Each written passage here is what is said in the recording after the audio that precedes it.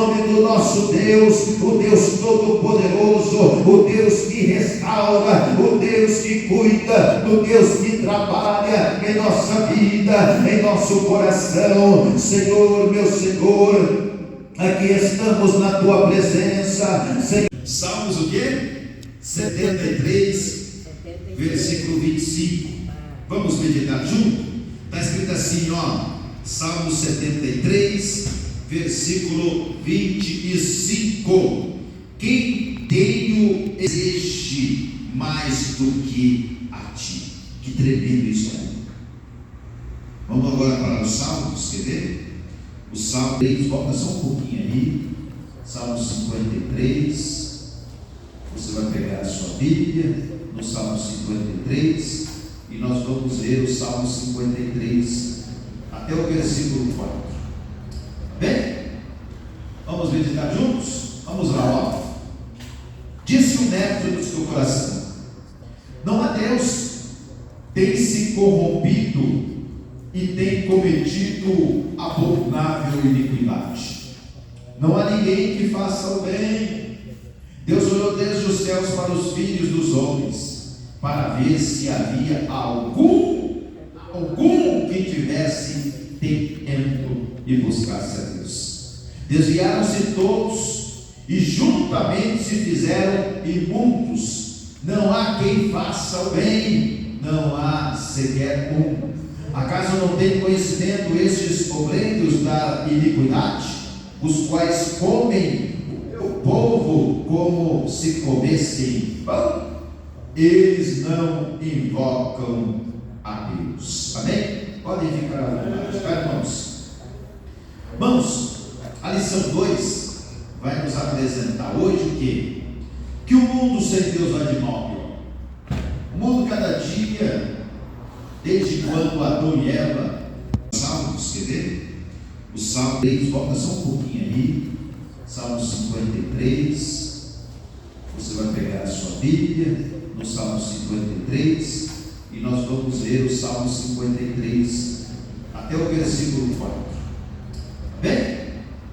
Vamos meditar juntos? Vamos lá, Disse o neto do teu coração: não há Deus, tem se corrompido e tem cometido abominável iniquidade. Não há ninguém que faça o bem.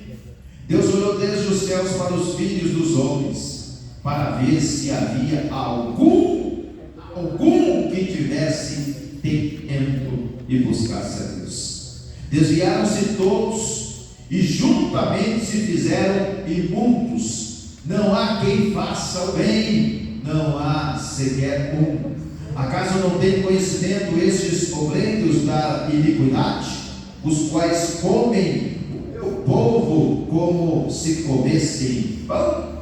Eles não invocam a Deus. Amém? Podem ficar à vontade, irmãos. Irmãos, a lição 2 vai nos apresentar hoje o quê? Que o mundo sem Deus vai de mal a pior. O mundo cada dia, desde quando Adão e Eva, talvez você queria puxar a orelha de Adão e Eva hoje, se estivesse na frente dele, faça isso não. Mas desde Adão e Eva, irmãos, o mundo, cada dia que passa, vai ficando pior. A Bíblia diz que por aumentar a iniquidade, o amor de muitos se esfriarão. Quando a gente olha para o mundo, a gente vê coisas terríveis, Quando a gente olha para o mundo, a gente vê coisas absurdas. Crianças, esses dias mesmo no Rio Grande do Sul, um jovem entrou na escola e matou uma criança. Então, quando a gente olha para esse mundo que jaz do maligno, a gente fica até assustado. A gente chora às vezes de ver algumas coisas que acontecem nesse mundo lá fora. Então, quando nós meditamos na palavra do Senhor, como diz aqui o versículo: a quem tenho eu no céu, senão a ti, e na terra não há quem eu deseje além de ti. Então, o nosso desejo é ter Deus em nossa vida, o nosso desejo é ter o Senhor, o nosso desejo é fazer a vontade dEle, o nosso desejo é servir a Ele, o nosso desejo, meus irmãos, precisa ser o quê? Deus como centro da nossa vida. Por isso que a lição está dizendo hoje que o mundo sem Deus vai de mal a pior. São brigas. Quando a gente olha para as famílias lá fora, são brigas. Quando a gente olha para as pessoas lá fora, as pessoas nas drogas, na bebida, é filho contra pai, é irmão contra irmão. Isso invade até as igrejas. Tem invadido até as igrejas isso. Então o mundo vai de mal a pior. E sem Deus nós estamos perdidos. Nós precisamos buscar a Deus. Nós precisamos colocar a nossa vida perante Deus. Nós precisamos, meus irmãos, entender, como diz o salmista aqui, lá no Salmo 53, que não há ninguém sequer justo sobre essa terra, e que nós somos totalmente dependentes do nosso Deus. Devemos buscar o Senhor. Então você e eu devemos colocar Deus como prioridade. Por quê? Porque esse mundo sem Deus, nós estamos perdidos. O governo a cada dia, pode observar, só está aumentando. Eu fui comprar o meu cafezinho nessa sexta-feira, né? Há 7 meses atrás. Eu ia comprar o meu café, eu comprava 2 pacotinhos de 500 gramas e dava R$30, R$31. Eu fui comprar o mesmo café sexta-feira agora e eu paguei num pacotinho R$31. Imagine. Olha só o que o governo faz com a gente, o que esse mundo faz com a gente. Nós precisamos ser dependentes de Deus. Nós precisamos entregar a nossa vida a Deus, reconhecer que sem Deus nós estamos perdidos, como esse mundo jaz do maligno. Esse mundo já está perdido. Então a lição aplicada é que o crente, como sal da terra e luz do mundo, deve demonstrar à sociedade pós-moderna, através de seu testemunho, a maravilhosa transformação efetuada por Cristo em sua vida. Nós devemos ser o testemunho. Aonde nós estiver, devemos ser testemunha. Lá na nossa casa, se você está sofrendo, pode ter certeza que o seu sofrimento é para você ser testemunha, para aquela vida ser alcançada e o nome do nosso Deus ser exaltado sobre as nossas vidas. Devemos ser testemunha.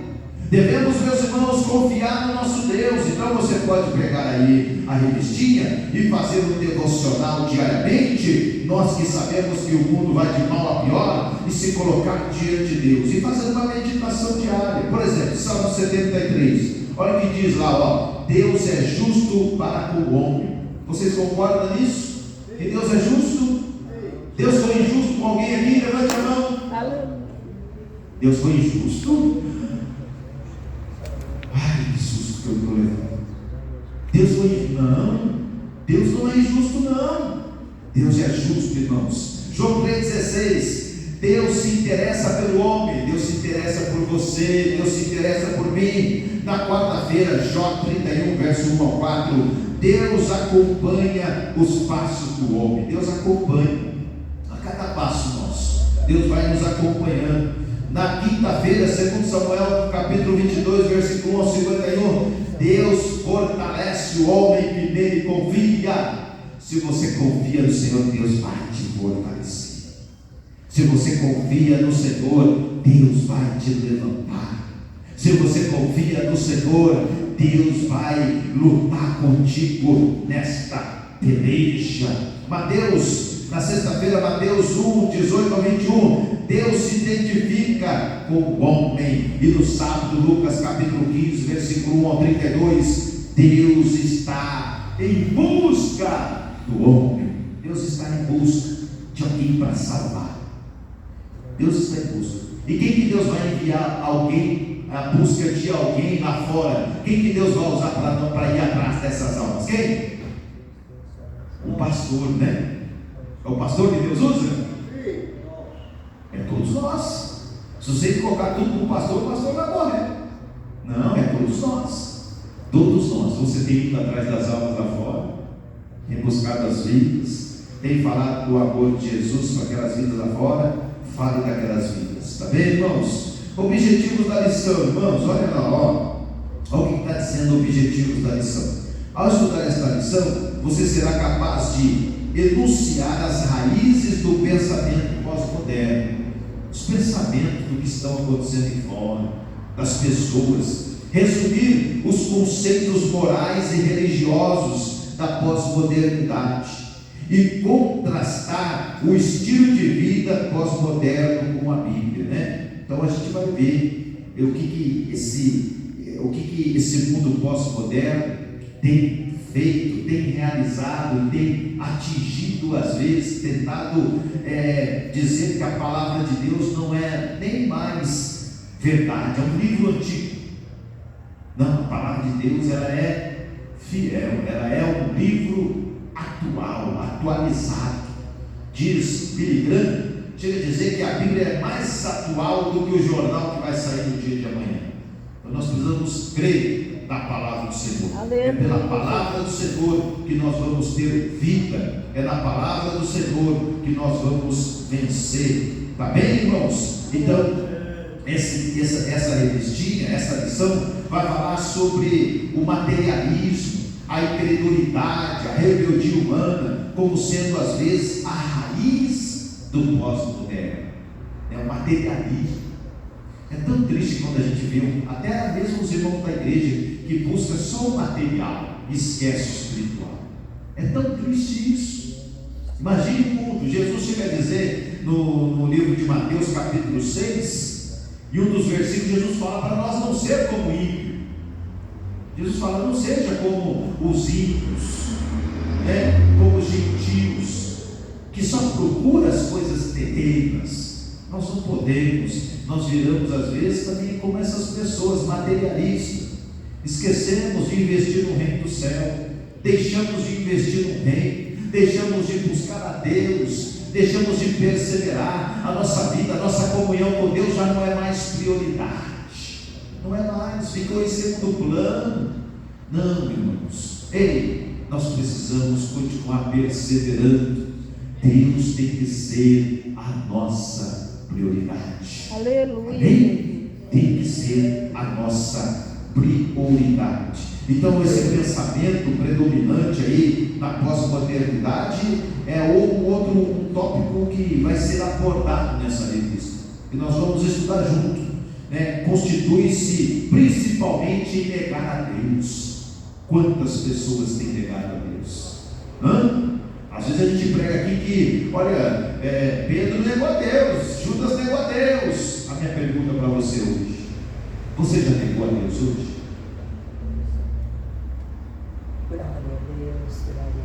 Cuidado com a resposta. Bem, será que nós já não negamos Deus hoje? Porque daí a gente fala aqui juntos, e essa revista vai falar sobre isso, sobre pessoas que têm negado a Deus.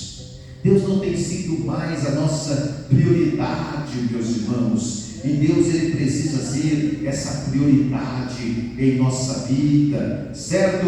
E nós precisamos ter esse grande cuidado. Outro aspecto analisado também nessa lição é o estilo de vida pós-moderno. Você pode observar que as pessoas vivem competindo um com o outro para quem tem uma vida melhor do que o outro. Vocês perceberam? As pessoas estão competindo, querendo a roupa melhor. É errado ter uma roupa boa? Não, mas às vezes a pessoa comprou o carro e agora conseguiu. Aí o vizinho dele comprou o melhor. Ele fala, nossa, o vizinho já está na frente.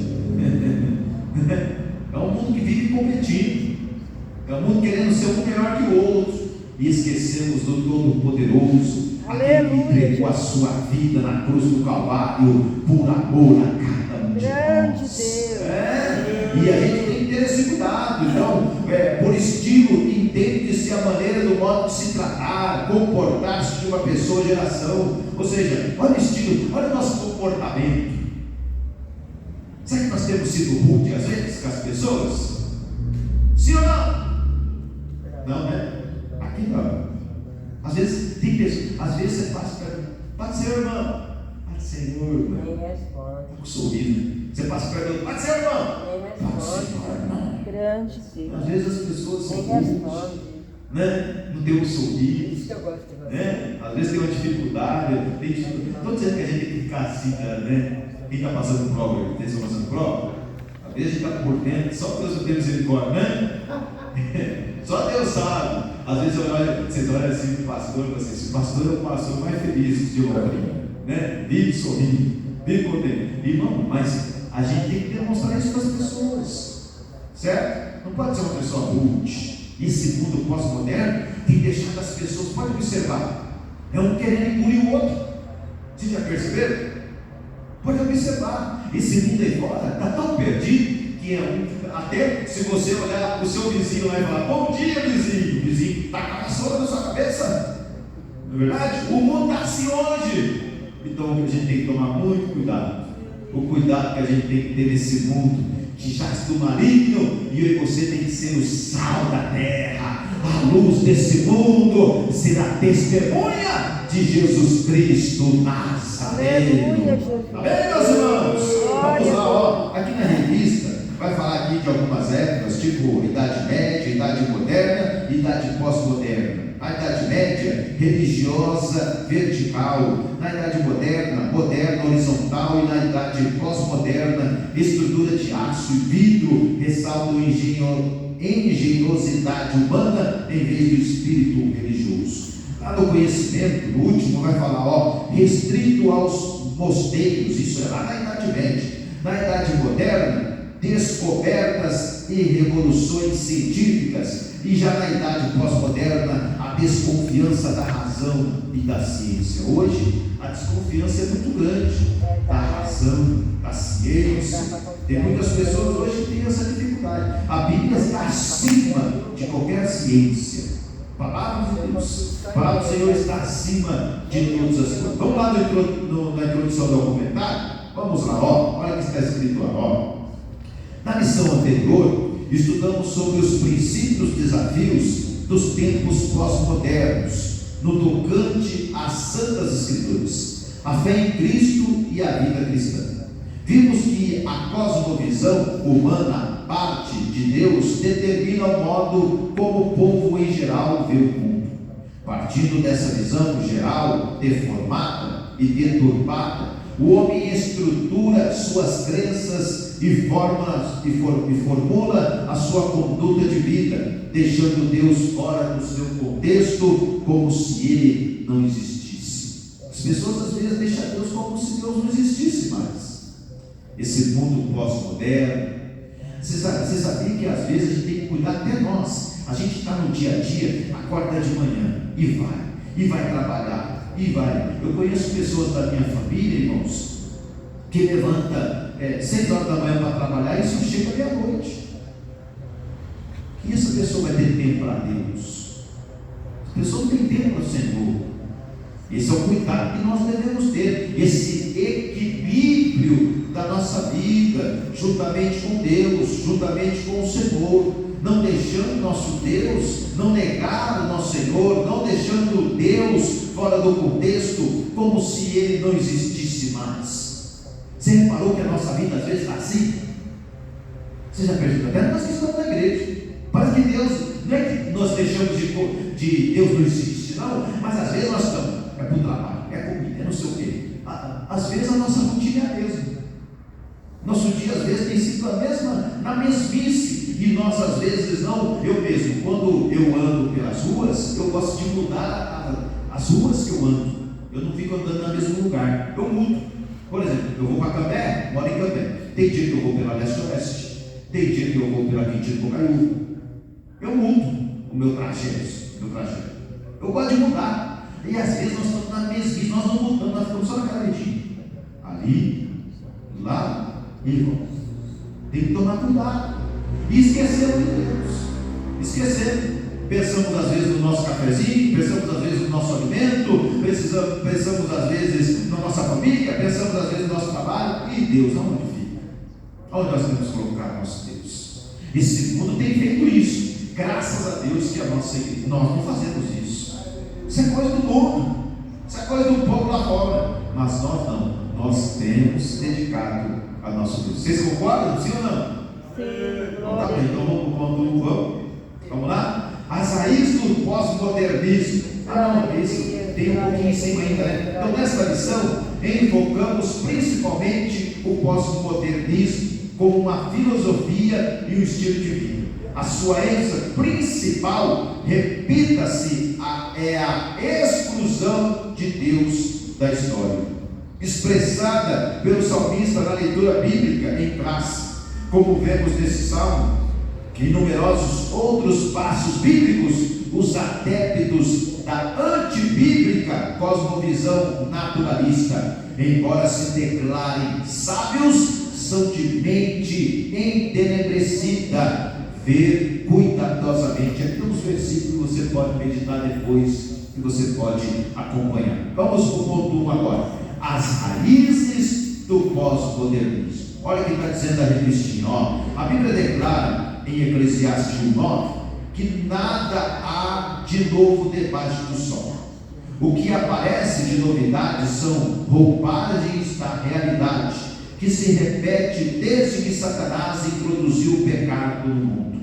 A iniquidade é tão antiga quanto a existência do homem. Mudam os atores, mas o enredo é o mesmo, apenas com alguns toques sutis de modernidade. Então, ou seja, não existe nada novo. O pecado, desde Adão e Eva, entrou no mundo, irmãos, e cada dia que passa, às vezes nós olhamos para a Bíblia e parece que a Bíblia não teve problemas. Parece que os homens da Bíblia era tudo uma historinha romantizada por nós. Não. Moisés errou, sim ou não? Davi errou, sim ou não? Sim. Abraão errou, sim ou não? Quem foi o homem na Bíblia que não errou? Jesus. Só o único. Nós queremos romantizar a Bíblia às vezes. Então o pecado sempre existiu. Não existe nada novo. O inimigo tem aí, só mudou, como diz a revista, só mudou os autores. Você sabia que Satanás tem os seus netos, bisnetos, tataranetos? Depois eu não sei o que fala mais. Vocês concordam que Satanás tem os seus servos?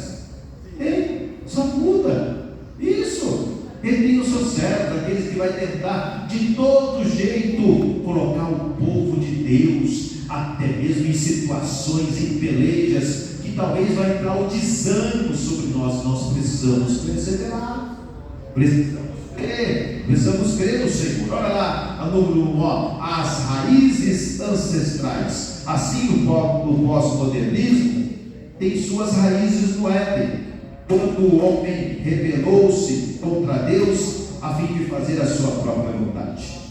As marcas da incredulidade e do materialismo aparecem nos primeiros eventos da história humana, como por exemplo na rivalidade de Caim contra Abel, bem como nos tempos de Nimrod, com a construção da Torre de Babel. Olha lá, Caim e Abel, não teve ali uma disputa, não teve ali algo. Vocês podem observar que Caim já estava sendo materialista. Por quê? Porque ele não entrega o seu melhor a Deus. Então sempre existiu, sempre aconteceu esse ato do materialismo. Ele não é algo recente que começou agora, não. Começou lá depois do Éden, depois do pecado do Éden. E até hoje muitas pessoas são materialistas. Tá bem? Vamos lá, estão presentes também na sucessão dos grandes impérios mundiais vistos por Nabucodonosor como uma grande e esplendedora estátua em seu sono. Lembra Nabucodonosor? Nabucodonosor, ele era o que? Ele era um rei. Nabucodonosor, ele era tão materialista que ele se achou que era tal. E Deus fez com que Nabucodonosor fez com que acontecesse com o rei Nabucodonosor? O que aconteceu no fim da sua história? Ele teve que comer uma graminha. Já imaginou um crente comendo uma graminha hoje? Você chegar a ver um crente comendo uma graminha, e aí? Já imaginou? O cuidado, um homem materialista, como está dizendo a revistinha, né? Esse homem, entretanto, são mostrados por Deus na visão de Daniel como grandes e terríveis monstros, por representarem toda a oposição humana contra os desígnios do Altíssimo, as evidências da rebeldia humana contra Deus, da infância à velhice, de modo velado ou ostensivo, estão por toda a parte desde os primórdios da criação. Então o homem se rebelou, o homem tem se rebelado contra Deus, e quando o homem se rebelia contra Deus, irmãos, tem consequências. São consequências boas, sim ou não? Não. São consequências terríveis. Por isso que o homem tem que se apegar a Deus. Por isso que o homem tem que se entregar ao nosso Deus, meus irmãos. Ter esse cuidado, não fazer oposição contra Deus, mas sim confiar no Altíssimo, confiar no nosso Deus. 2. As raízes modernas. Vamos lá, ó. Na atualidade, as raízes dos pensamentos pós-modernos vêm da denominada era moderna. Com o avanço do conhecimento humano, a parte de Deus avolumou-se a visão materialista, profana e incrédula da vida, com todas as nuances que prevalecem no mundo atual. Em resumo, é o homem querendo assentar-se no trono em lugar de Deus, até mesmo no terreno teológico e eclesiástico, como veremos na lição de número 6, o pós-modernismo em contra-guarida.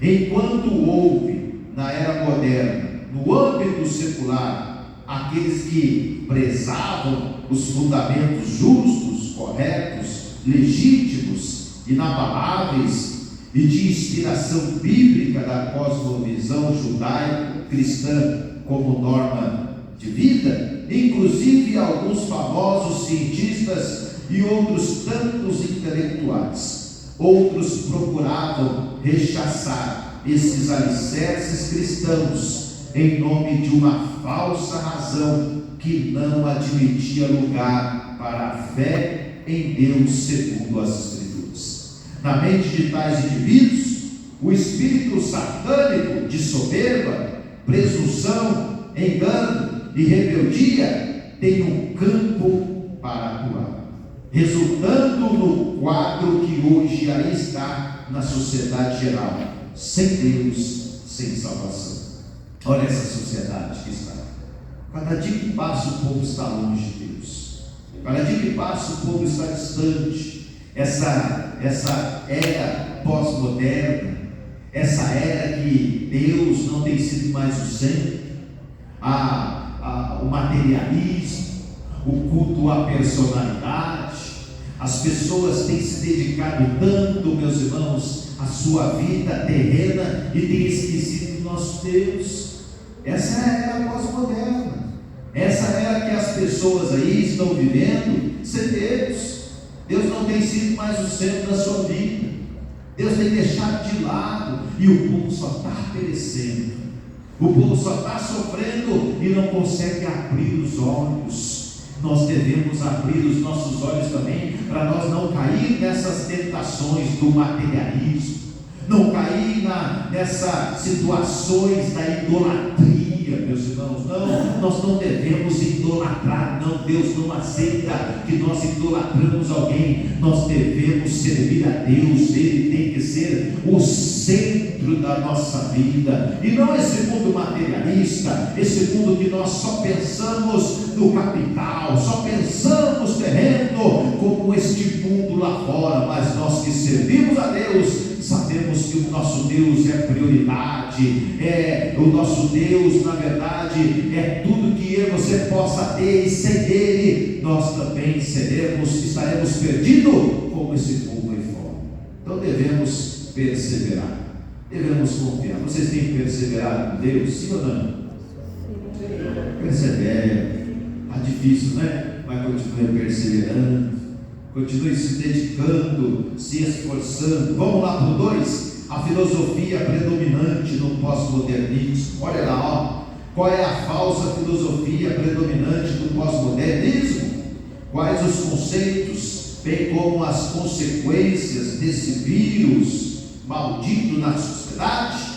Que tipo de religiosidade caracteriza a época presente? Quais são os fundamentos? Vamos ver? Primeiro, uma filosofia que nega Deus e suas leis absolutas, né? A filosofia, às vezes, tem trazido negar a Deus. Vou dar um exemplo assim, por exemplo, homossexualismo. Eles têm negado. O pensamento pós-modernista é a negação de Deus e de seus desígnios. Embora alguns homens da ciência admitam que, dada a precisão com que funcionam o universo, seja impossível negar a existência de uma mente superior. Os teóricos da astuta cosmovisão naturalista insistem em continuar afirmando: não há Deus. Eles não cessam de declarar que o homem por si mesmo está sempre melhorando, progredindo. Só há uma explicação para tamanha insensatez: a negação da existência de Deus é uma forma de escapismo para aqueles que rejeitam as leis morais divinas como referências para a vida e pensar estar livres da prestação de contas de seus atos naquele dia, diante do grande tribunal do soberano Deus. É uma tentativa de aliviar suas consequências perturbadas. Prefere o estado da imundícia a ter de honrar o Criador. Então eles negam a Deus. Eles negam a Deus. Eles querem viver conforme os seus prazeres. Eles querem viver conforme a sua vida, conforme os seus atos, não se preocupando com mais nada, apenas viver do seu jeito, achando que um dia, irmãos, ninguém vai escapar de Deus. Nós vamos participar de um tribunal, para a vida ou para a morte. Nós vamos ter um dia que prestar conta. Você sabia que você vai ter que prestar conta do seu dia? A hora que você levanta, a hora que você come, se você faz algum tipo de exercício, se você trabalha, se você dorme certinho. Sabia que nós vamos prestar conta de cada dia para Deus? Deus vai chamar e falar assim: você nunca cuidou do templo do Espírito Santo. Deus olha para nós, a sua alimentação você nunca se preocupou. Nós vamos prestar conta de tudo, fique tranquilo, viu? Você está achando, Fernandinho vai estar lá também, vai estar cada um de nós prestando conta. Como que nós vamos prestar conta da nossa vida para o nosso Deus? Será que vamos cumprir conforme o querer e a vontade dele? Nós precisamos cumprir, meus irmãos. Vamos para o 2 aqui, é o 2, né? Uma filosofia, isso? Uma filosofia que nega os conceitos de certo e errado. Olha lá, consequência disso é a privação do discernimento do que é certo e do que é errado. A exatidão desses conceitos deve ter como ponto de partida não primeiramente a inteligência, o raciocínio e o julgamento humanos, mas o conteúdo das Sagradas Escrituras, quando corretamente compreendidas e interpretadas. Não é que cada um entende como certo ou errado para si mesmo, ou seja, o que é errado para um pode ser certo para o outro e vice-versa. No movimento filosófico do pós-modernismo, o conceito de certo é errado. É uma questão de escolha pessoal. Não custa repetirmos e repetirmos. Ignoram os absolutos morais de Deus como referência para a vida. Então assim, olha, para mim é errado, mas para vocês é certo. Para vocês é certo e para mim é errado. Isso está certo, sim ou não? Está errado. O que é errado, o que é certo é certo. Aleluia, Jesus. É princípio, isso é Bíblia. O que a Bíblia diz, olha, isso não pode, é errado. Isso pode, e não está certo. E é isso que a gente tem que aprender. O que é certo, o que é errado. Certo, meus irmãos? Glória. Vamos continuar. Sim, olha lá, assim a ideia de família desses tais alienados de Deus mesmo das Escrituras. O conceito de união conjugal viola os padrões bíblicos que a delimitam como algo restrito ao homem e à sua mulher. A noção de respeito à vida exclui as pessoas gravemente doentes, bem como os nascituros. O que significa isso, pastor? É o indivíduo que ainda está no ventre materno, ou seja, aquele que se encontra em momento anterior ao parto. E o corpo humano é tratado meramente como uma questão técnica. Tudo é reduzido pura e simplesmente a verdades relativas, certo? Então, ou seja, até o casamento, até a família. Não se assuste, meus irmãos.